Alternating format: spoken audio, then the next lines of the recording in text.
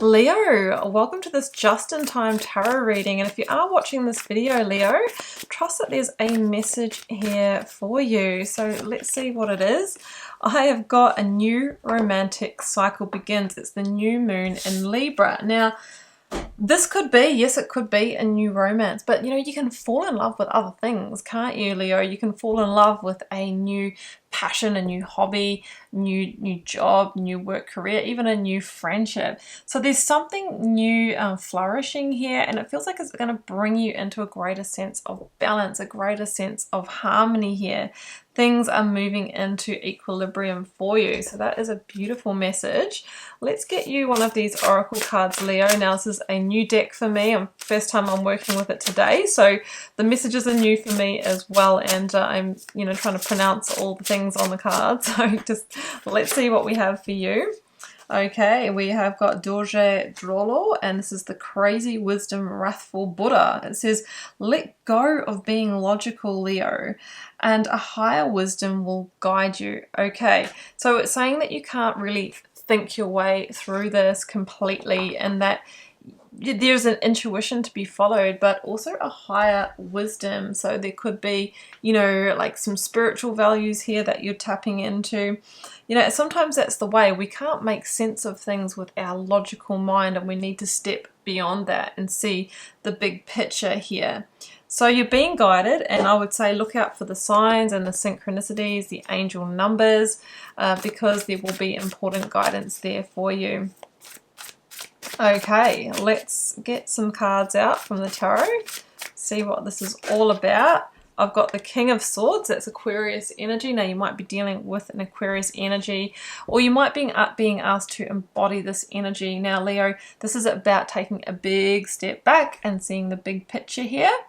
Even though, you might not be able to make sense or logical sense of all of it, this is actually quite a strategic energy. So I think what it's saying is that look at the big picture, but don't come at it just from logic.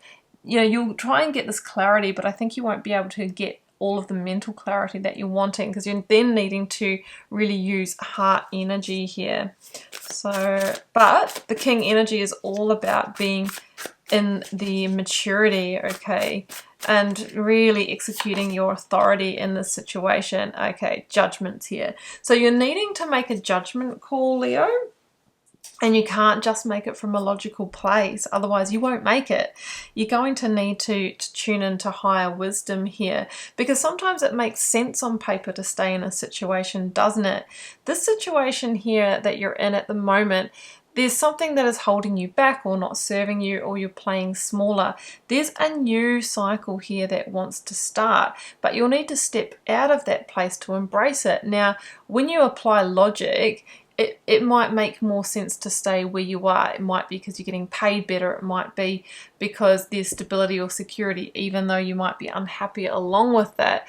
It feels like there is a trade-off here, and logically, you know what makes sense, but that's not what makes you happy, does it? So the next energy on from Judgment, Leo, is the World, and that is a victory card. It's victory in knowing when to close doors that are already closing, knowing when it's the end of the cycle, and that's where the Judgment calls come in. But the Judgment card is also about receiving divine intervention, receiving divine awakening. So there is a higher wisdom trying to guide you at this time, and you're needing to move beyond logic.